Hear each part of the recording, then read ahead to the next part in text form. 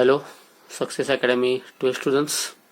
तर पुन्हा एकदा आपला जो चॅप्टर चालू आहे सक्सेस अकॅडमी 12 फिजिक्स 7 चॅप्टर वे ऑप्टिक्स हा आता आपण पुढे नेऊया. तर माझ्या मते सगळ्यांना आता कळलं असेल की 2-3 दिवसापूर्वी आपल्या शिक्षण विभागाने एक प्रेस नोट रिलीज केली. त्याच्यामध्ये माझ्या मते तुम्हाला कॉलेजच्या ग्रुपमध्ये असेल किंवा क्लासच्या ग्रुपमध्ये पण व्हॉट्सअपच्या बघायला मिळालं असेल की 20% सिलेबस जो आहे तो रिड्यूस केलाय. मग ते कुठले कुठले 25% हे आपल्याला माहित नव्हतं. तर त्याचं टॉपिक वाईज लिस्ट आलेली आहे आणि त्या लिस्टनुसार आता ह्या चालू चॅप्टर मधला पण काही भाग रिड्यूस झालेला आहे. त्यामुळं तो आता कुठला झाला तुम्ही फक्त सांगत जाणार आहे. तर माझ्या मते त्या रिड्यूस झालेल्याचा परिणाम काय, चांगला आहे का वाईट आहे, ह्याचं माझ्या मते दैनिक तरुण भारतला माझी प्रतिक्रिया पण त्यांनी मागितली होती. ती छापून आली ती पण मी माझ्या ग्रुपवर टाकलेली आहे किंवा स्टेटसवर ठेवलं होतं. तर त्याप्रमाणे काही ठिकाणी काही सब्जेक्ट्समध्ये किंवा काही चॅप्टरमध्ये रिड्यूस केला आहे हे बरोबर आहे, पण काही महत्त्वाचा भाग रिड्यूस केला आहे की जो तुम्हाला पुढं 12वीच्या नंतर इंजिनिअरिंगला मेडिकलला वगैरे उपयुक्त होता असा तो रिड्यूस झालेला आहे. त्यामुळे थोडासा त्यावेळेला तुम्हाला प्रॉब्लेम येऊ शकतो, हरकत नाही. पण शासनानं काहीतरी विचार करून ते केला असणार आहे. जेवढा सिलेबस आपल्याकडे उपलब्ध आहे तो आपण करूया. सगळ्यात महत्त्वाचं म्हणजे मागच्या व्हिडिओ लेक्चरला आपण वेव्ह ऑप्टिक्समधला फिनॉमिनॉन ऑफ रिफ्लेक्शन, लक्षात घ्या, फिनॉमिनॉन ऑफ रिफ्लेक्शन आपण घेतला होता आणि त्याचं लॉज आपण प्रूव्ह करून बघितले होते. तर ती डायग्रॅम, त्याचा लॉज, त्याचं जॉमेट्री हे सगळं 2-3दा करा म्हणजे हाताखालनं जाईल. आणि त्याच्यानंतर मी लगेच घेणार होतो लॉज ऑफ रिफ्रॅक्शन किंवा phenomenon of refraction on the basis of Huygens wave theory of light. सगळ्यांना लक्षात आहे. पण लक्षात ठेवा, तुम्हाला प्रेस नोट्समध्ये शिक्षण विभागाच्या दिसेल की तो पॉईंट पूर्णपणे काय केलेला आहे, रिफ्रॅक्शनचा रिमूव्ह केलेला आहे, रिड्यूस केलेला आहे. त्यामुळे आता तो घ्यायची गरज नाही. खरं म्हणजे महत्त्वाचा भाग आहे, पण आता आपल्या सिलेबसला तो नाही आहे. त्याच्यावरती ह्या वर्षी प्रश्न विचारले जाणार नाहीत. मग त्यानंतर ज्या पुढचा भाग कुठला होता, तर त्याच्या पुढचा अजून एक महत्त्वाचा भाग होता, त्याचं नाव होतं पोलरायझेशन. हा देखील आपल्या सिलेबसमधनं आता सध्या रिड्यूस केलेला आहे, रिमूव्ह केलेला आहे. लक्षात आलं मी काय म्हणतो. पण तरी पण जातात हे पोलरायझेशन म्हणजे काय तुम्हाला सांगतो. सगळ्यात पहिला महत्त्वाचं म्हणजे लाईट चॅप्टर बद्दल आपण शिकतोय. बरं, मागच्या चॅप्टरमध्ये असं सुपरपोजिशन ऑफ वेव्हज मध्ये आपण बीट्सच्या वेळेला साऊंडचे फिनॉमिनॉन बघितले. तसं ह्या चॅप्टरमध्ये वेव्ह ऑप्टिक्समध्ये आपण लाईट बद्दल बोलतोय. Light is a electromagnetic wave. सगळ्यांना माहिती आहे लाईट ही वेव्ह कशी आहे, इलेक्ट्रोमॅग्नेटिक वेव्ह आहे. No need of medium for propagation म्हणून त्याला म्हणायचं इलेक्ट्रोमॅग्नेटिक वेव्स. आणि त्याच्यामध्ये क्रेस्ट आणि ट्रफ आहेत, त्यामुळे त्याचं नेचर कसं आहे, ट्रान्सव्हर्स नेचर आहे. मग ह्याच्यामध्ये इलेक्ट्रोमॅग्नेटिक वेव्स म्हटले की तुम्हाला माहिती आहे की दोन्ही शब्द जोडले झाले, इलेक्ट्रिक प्लस मॅग्नेटिक. लक्षात ठेवा, जेव्हा सोर्समधून लाईट बाहेर पडते, समजा ही डायरेक्शन ऑफ प्रोपोगेशन आहे, तर त्यामध्ये दोन्ही वेक्टर्स प्रेझेंट असतात. इलेक्ट्रिक वेक्टर पण प्रेझेंट असतो आणि मॅग्नेटिक वेक्टर पण प्रेझेंट असतो. तर नेहमी इलेक्ट्रिक वेक्टर आणि मॅग्नेटिक वेक्टर बघा, इलेक्ट्रिक वेक्टर आणि मॅग्नेटिक वेक्टर हे डायरेक्शन ऑफ प्रोपोगेशनला नेहमी कशी वापरत होतात, परपेंडिक्युलर. म्हणजे हे तिघं पण एकमेकाला परपेंडिक्युलर आहेत. इलेक्ट्रिक वेक्टर, मॅग्नेटिक वेक्टर आणि डायरेक्शन ऑफ प्रोपोगेशन, ज्या दिशेत वेव्ह चालले ते, हे तिन्ही पण they are all of three are mutually perpendicular आहे. असं करत करत ही वेव्ह जाते, असं म्हणायचं इलेक्ट्रोमॅग्नेटिक वेव्स. ह्याच्यामध्ये जो इलेक्ट्रिक वेक्टर आहे, जे नॉर्मल लाईट असते, इलेक्ट्रिक वेक्टर मध्ये आपण हा सोर्स आहे, त्यावेळेला ती लाईट सर्व दिशेमध्ये जाते. बरोबर, it is called as normal किंवा ऑर्डिनरी लाईट. की समजा एखादा बल्ब लावला तर ती लाईट सर्वत्र जाते आपली, बरोबर आहे. पण आपण इलेक्ट्रिक वेक्टरला एका प्रतलामध्ये, एका प्लेनमध्ये काय केलं, थांबवलं, रिस्ट्रिक्ट केलं, बरोबर. तर त्यावेळेला त्या प्रोसेसला काय म्हणायचं आहे, पोलरायझेशन. मी अनेकदा सांगतो तो भाग काढून टाकलाय, फक्त जातात आम्ही तसं म्हणून सांगितलं. इलेक्ट्रोमॅग्नेटिक वेव्ह म्हणजे लाईट म्हणजे इलेक्ट्रिक वेक्टर्स आहेत, मॅग्नेटिक वेक्टर्स आहेत. तर इलेक्ट्रिक वेक्टरना आपण व्हायब्रेशनला एका कुठल्या तर पर्टिक्युलर प्लेनमध्ये, प्रतलामध्ये जर थांबवलं, रिस्ट्रिक्ट केलं, तर ती जी लाईट आहे त्या फिनॉमिनाला म्हणायचं polarization. Restriction of vibration of electric field, restriction of vibration of electric field in one plane is called as polarization. आणि ती जी लाईट आहे त्याला म्हणायचं प्लेन पोलर लाईट. ह्याचा एक महत्वाचा खूप मोठा भाग होता की जो आपल्या सिलेबसमधनं काढून टाकलाय. फक्त माहितीसाठी मी तुम्हाला सांगितलं, माहिती असू दे पोलरायझेशन म्हणजे काय. ह्याचं सगळ्यात बेस्ट एक्झाम्पल म्हणजे आपण गॉगल घालतो. गॉगल घातल्यावर गॉगलच्या बाहेरच्या साईडला लाईट तीव्र असते, पण गॉगलच्या आतल्या साईडला जर बघितलं तर आपल्या डोळ्याला सावली पडते, गारवा जाणवतो, कारण जी आपली काच आहे ती कुठल्या प्रकारची आहे, पोलराइज काच असते. लाईटला त्यांनी काय केलंय, थांबवलंय एका प्रतलामध्ये. So it is called polarization. हे फक्त माहीत असू दे. मग आता आपला रेकॉर्ड किंवा सिलेबसला विचारणारा अतिशय अतिशय अतिशय महत्त्वाचा जो भाग आहे तो म्हणजे कुठला आहे? It is called as interference of light. लक्षात घ्या, इंटरफरन्स हा फिनॉमिनॉन आहे. आणि इंटरफरन्स कुणाचं होतं? वेव्हचं होतं. तर हा इंटरफरन्सचा फिनॉमिनॉन साऊंडला पण ऍप्लिकेबल आहे आणि लाईटला पण ऍप्लिकेबल आहे. आपण सुपरपोजिशन ऑफ वेव्स मध्ये बीट्सच्या फिनॉमिनॉनमध्ये आपण 2 साऊंड वेव्हचं काय बघितलं होतं? सुपरपोजिशन, इंटरफरन्स बघितलं होतं. तसं ह्या चॅप्टरमध्ये आपण लाईट वेव्हचं काय बघणार आहे? सुपरपोजिशन म्हणजेच काय बघणार आहे? इंटरफरन्स. लक्षात आलं? आणि नेमकं इंटरफरन्स होते म्हणजे काय होते? आता मला सांगा, साऊंडचं 2 साऊंड वेव्हचं इंटरफरन्स जर झालं तर आपल्याला जो काही इफेक्ट आहे तो कानाला ऐकायला मिळतोय, बरोबर आहे? तसं 2 लाईट वेव्हचं जर इंटरफरन्स झालं तर आपल्याला तो भाग बघायला मिळणार आहे. कारण लाईट आहे आणि तो बघण्यासाठी आपण काय करतो? एक स्क्रीन वापरतो. लक्षात घ्या, बघण्यासाठी तो इफेक्ट बघण्यासाठी काय करतात? एक पडदा किंवा स्क्रीन वापरतो. It is called a screen. मग समजा मी 2 लाईटचे सोर्स घेतले बघा, एक पॉईंट सोर्स आहे X1, दुसरा X2. ह्यांच्या व्ह्यूज ह्या व्ह्यूज ट्रान्सफर पुढे गेल्या आणि ह्या रिजनमध्ये बघा मी जे शॅडो रिजन काढले, ह्या रिजनमध्ये त्या दोन्ही काय झाल्या? मिक्स झाल्या. म्हणजे ह्यांचं काय झालं? सुपरपोजिशन झालं. म्हणजेच काय झालं? मिक्सिंग झालं. आणि ह्यांचा मिळून जो रिझल्टंट आहे तो तुम्हाला कुठं बघायला मिळणार आहे? तर तो स्क्रीनवरती बघायला मिळणार आहे. तर स्क्रीनवरती तुम्हाला कुठली सिरियल बघायला मिळत नाही, कुठले पिक्चर बघायला मिळत नाही. स्क्रीनवरती तुम्हाला असे पट्टे दिसतात बघा, रिजन दिसतात. हे रिजन कसे आहेत? तर बघा, हा जो आहे हा ब्राईट आहे, पांढरट आहे. आणि हा जो आहे तो काळसर आहे म्हणजे डार्क. म्हणजे थोडक्यामध्ये तुम्हाला इथं ब्राईट बँड दिसतील आणि डार्क बँड म्हणजे पट्टे, बरोबर? रिजन, पट्टे, किंवा त्याला आणखीन एक शब्द आहे फ्रिंजेस. ब्राईट फ्रिंजेस किंवा डार्क फ्रिंजेस. बँड्सलाच, पट्ट्यालाच काय म्हणतात? फ्रिंजेस म्हणतात. तर त्यावेळेला तुम्हाला स्क्रीनवरती ह्या दोघांचा परिणाम म्हणून काय बघायला मिळतं? Alternate bright bands and dark bands किंवा अल्टरनेट ब्राईट फ्रिंजेस. बँड्स म्हणजेच काय? फ्रिंजेस. अल्टरनेट ब्राईट फ्रिंजेस आणि डार्क फ्रिंजेस असं बघायला मिळतं. तो हा जो पॅटर्न आहे ह्यालाच म्हणतात इंटरफरन्स पॅटर्न. हा जो पॅटर्न आहे, ही जी डिझाईन दिसते स्क्रीनवर, ह्याच्यामध्ये 2 वेव्हचे मिक्सिंग झाले. It is called as interference pattern. लक्षात आलं? म्हणजे लक्षात ठेवा, काही ठिकाणी तुम्हाला बँड कसा दिसला? ब्राईट, म्हणजे इथली इंटेन्सिटी काय आहे? जास्त आहे. पुन्हा इथे इंटेन्सिटी डार्क बँड आहे म्हणजे इंटेन्सिटी कमी आहे. पुन्हा ब्राईट, अल्टरनेट डार्क ब्राईट आहे म्हणजे इथे इंटेन्सिटी जी होती ही कमी जास्त झाली. बघा, इथं ब्राईटला इंटेन्सिटी जास्त, डार्कला इंटेन्सिटी कमी, पुन्हा कमी जास्त कमी जास्त. म्हणजे ह्या ठिकाणी आपल्याला काय झालेलं आहे? इंटेन्सिटीचं काय झालेलं आहे?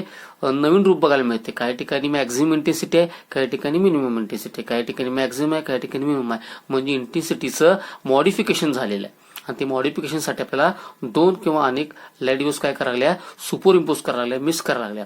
त्यावेळेला जो फिनॉमिनॉन आहे it is called as interference. म्हणजे इंटरफरन्समध्ये तुम्हाला लाईटचं सुपरपोजिशन बघायला मिळतं, लाईट वेव्हचं सुपरपोजिशन बघायला मिळतं. आणि त्याचा परिणाम म्हणून स्क्रीनवरती, पडद्यावरती जी काय इंटेन्सिटी आहे ती नवीन रूपात येते. That is called modification. आणि या इंटेन्सिटीच्या मॉडिफिकेशनलाच काय म्हणतात? इंटरफरन्स म्हणतात. लाईटच्या इंटेन्सिटीच्या नूतनीकरणाला, मराठीत एक चांगला शब्द आहे, नवीन होणार, maximum minimum, maximum minimum. It is called modification of intensity. पण त्यासाठी सुपरपोजिशन ऑफ लाईट वेव्स पाहिजे. This is called as interference of light. त्यामुळे इंटरफरन्स ऑफ लाईटची डेफिनेशन बघू मी तर तुम्हाला सांगतो, लक्ष येते बघा. What is interference of light? आता सांगितल्याप्रमाणे the modification in the intensity of light. लाईटची जी इंटेन्सिटी आहे म्हणजे मॅक्झिमम, मिनिमम किंवा अल्टरनेट डार्क किंवा ब्राईट, ही काय झाली आहे? नवीन झालेलं. It is called modification. Produced कशामुळं? By the superposition of 2 or more light waves. 2 किंवा 2 पेक्षा अधिक लाईट वेव्स. बघा, 2 किंवा 2 पेक्षा अधिक लाईट वेव्हचं सुपरपोजिशन होऊन तुम्हाला इंटेन्सिटीचं काय बघायला मिळतं? मॉडिफिकेशन बघायला मिळतं. इंटेन्सिटीचं काय बघायला मिळतं? मॉडिफिकेशन बघायला मिळतं. So this modification is called, phenomenon is called as interference of light. वाचू द्या एकदा. The modification in intensity of light. बघा, या ठिकाणी डार्क आहे, या ठिकाणी ब्राईट आहे. डार्क आहे, ब्राईट आहे म्हणजे इथं इंटेन्सिटी मिनिमम, इथे इंटेन्सिटी मॅक्झिमम, मिनिमम पुन्हा मॅक्झिमम. म्हणजे इंटेन्सिटीचं काय झाले? नवीनीकरण झाले, नूतनीकरण झाले.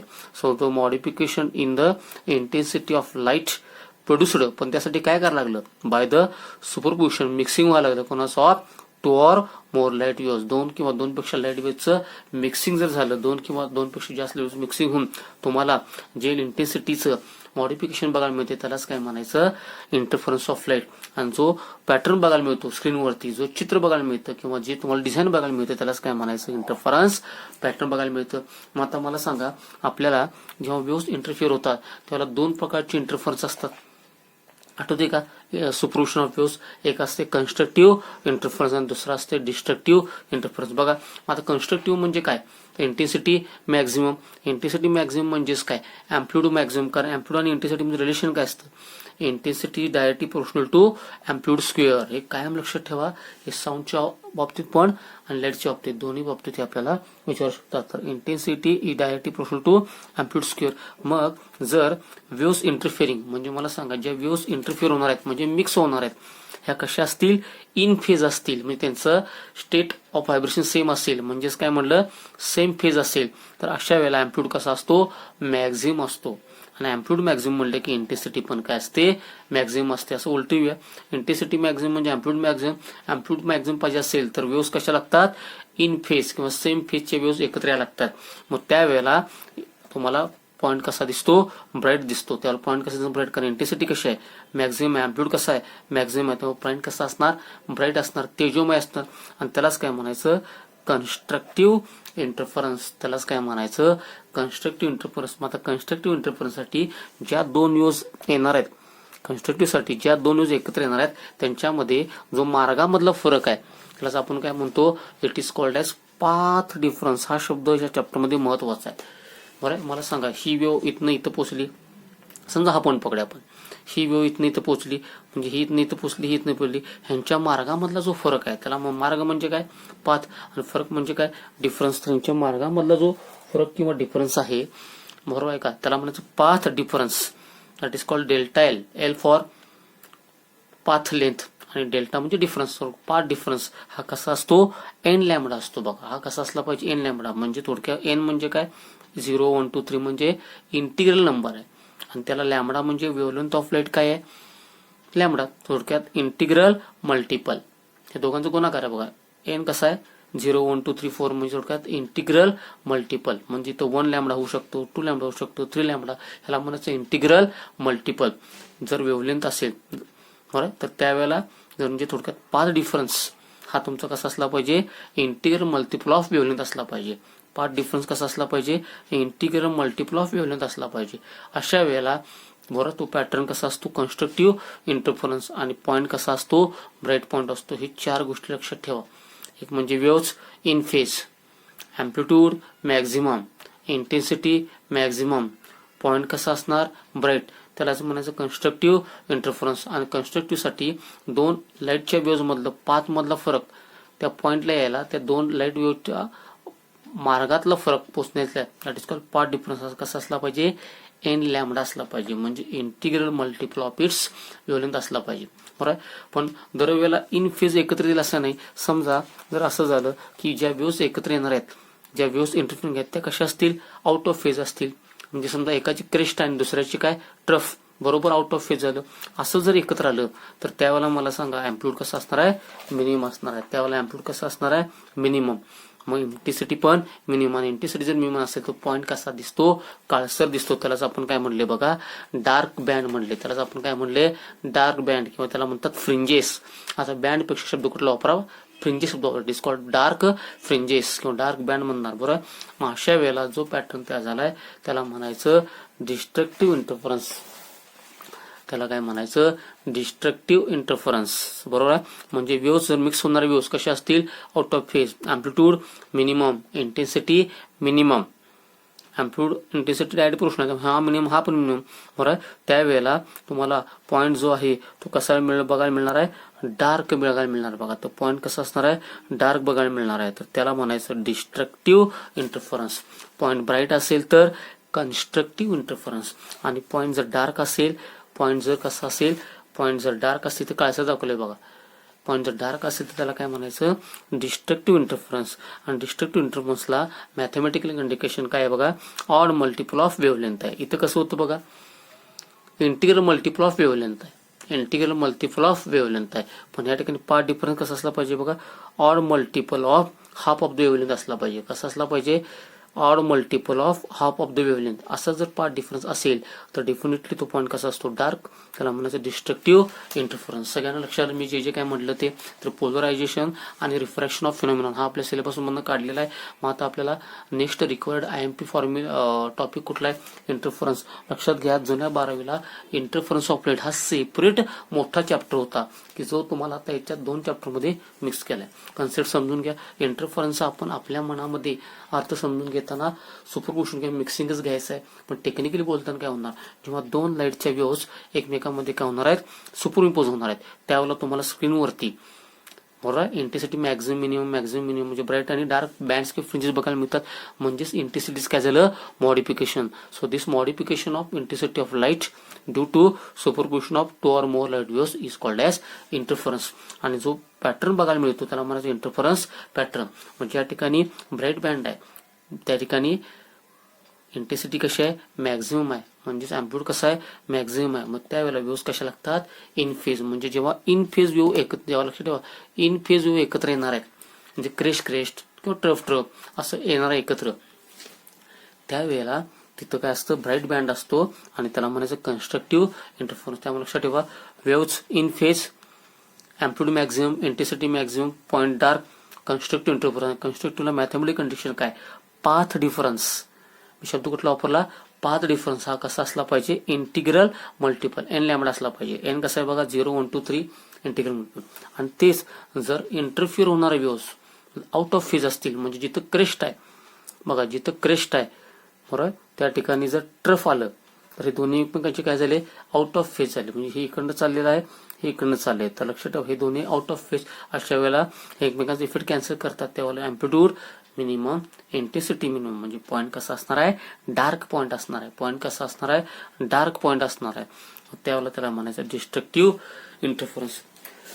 डिस्ट्रक्टिव्ह इंटरफरन्सला मॅथमॅटिकल कंडिशन काय असते म्हणजे डार्क पॉईंट आहे हे मॅथमॅटिकल सांगणार त्या ठिकाणी कुठली कंडिशन ओबे झाली पाहिजे किंवा सॅटिस्फाय झाली पाहिजे. तर नेहमी काय चेक करायचं पाथ डिफरन्स. तर पाथ डिफरन्स म्हणजेच डेल्टा एल कसा असेल इंटिग्रल मल्टिपल नाही n-1/2 लॅम्बडा म्हणजे थोडक्यात odd multiple of half of the wavelength असेल. Odd multiple of half of the wavelength असेल तर त्याला म्हणायचं डिस्ट्रक्टिव्ह इंटरफरन्स. पॉईंट दिसणार dark.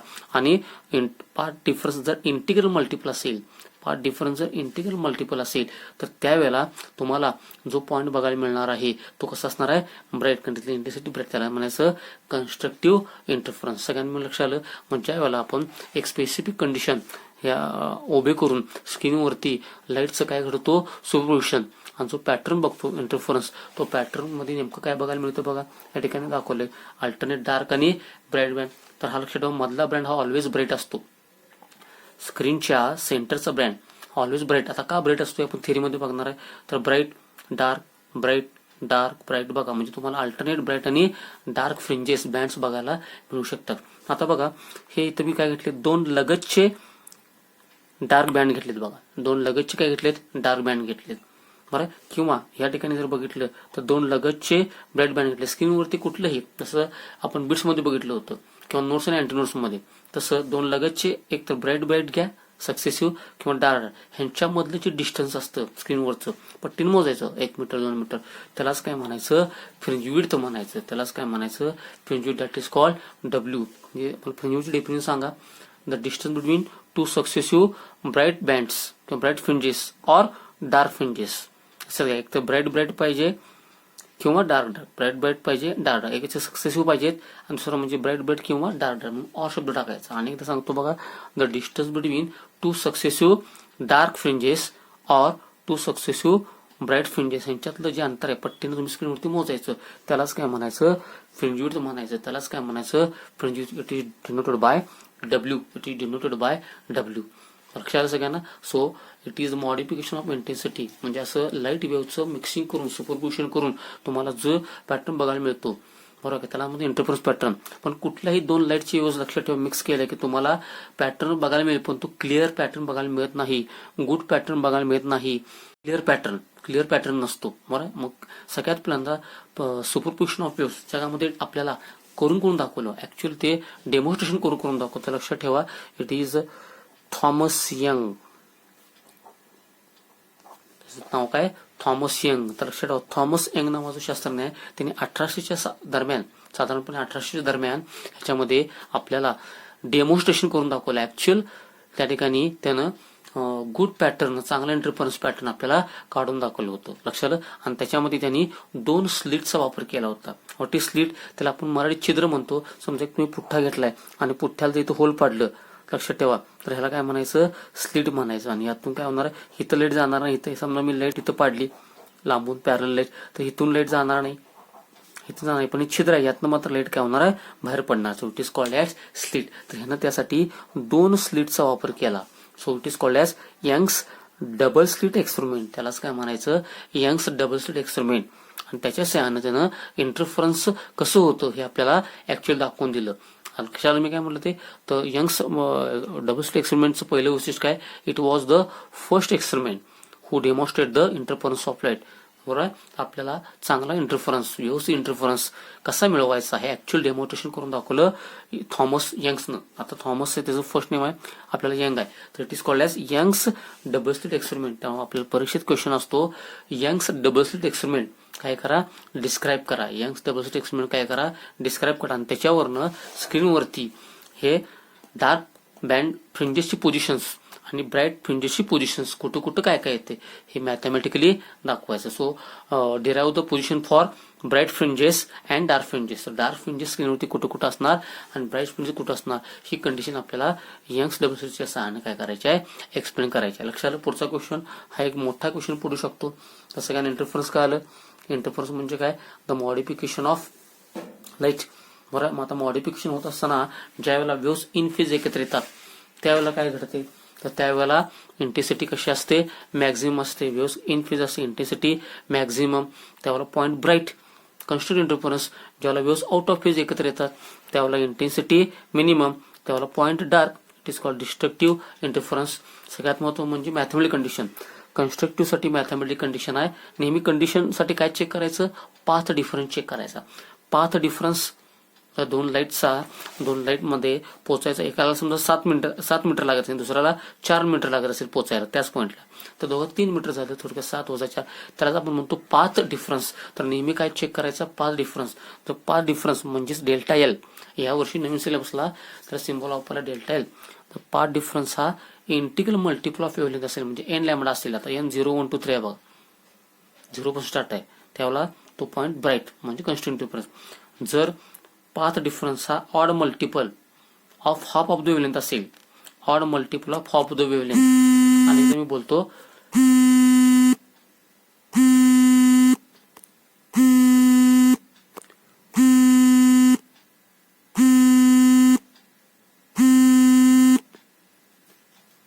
Integral multiple of half of the wavelength म्हणजे n-1/2 इंटू लॅम्बडा म्हणतात integral multiple of odd multiple of half of the wavelength.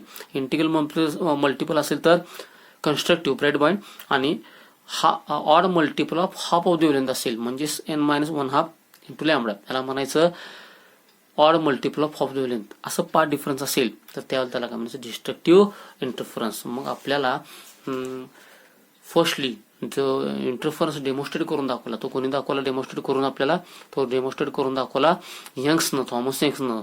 आणि त्याचा जो एक्सपेरिमेंट आहे त्यानं 2 स्लिट्स, सुरुवातीला पिन होल वापरले होते खरं म्हणजे, त्याच्यानंतर त्यानं डबल स्लिट वापरले, 2 स्लिट वापरल्या, असं त्याला म्हणायचं यंग्स डबल स्लिट एक्सपेरिमेंट. आणि यंग्स डबल स्लिट एक्सपेरिमेंटच्या सहाय्यानं आपण आता काय करायचं आहे की ही जे डार्क बँड्स आहेत किंवा फ्रिंजेस, डार्क फ्रिंजेस आणि ब्राईट फ्रिंजेस यांच्यामधलं काय हुडकायचं आहे? पोझिशन हुडकायचे. डिराव द पोझिशन, कुठल्या पोझिशनला कोण असणार आहे, त्या पोझिशनला ब्राईट कधी येणार आणि डार्क येणार. लक्षात सगळ्यांना म्हटलं ते. त्यामुळे थोडासा नवीन पॅटर्न आहे, नवीन शब्द आहेत, तर ते आत्मसात करा. जेवढं इझिली मी तुम्हाला सांगतोय तेवढं सांगतोय.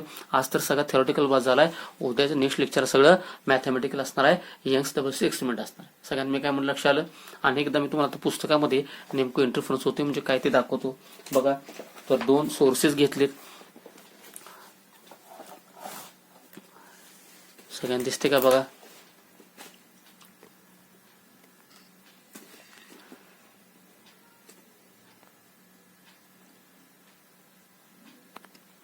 दोन सोर्सेस ऑफ लाईट आहेत, बरोबर आहे. ह्यांची लाईट आता हा सोन आता लाईट आहे म्हणजे काय असणार आहे? लाईट आहे म्हणजे काय असणार आहे?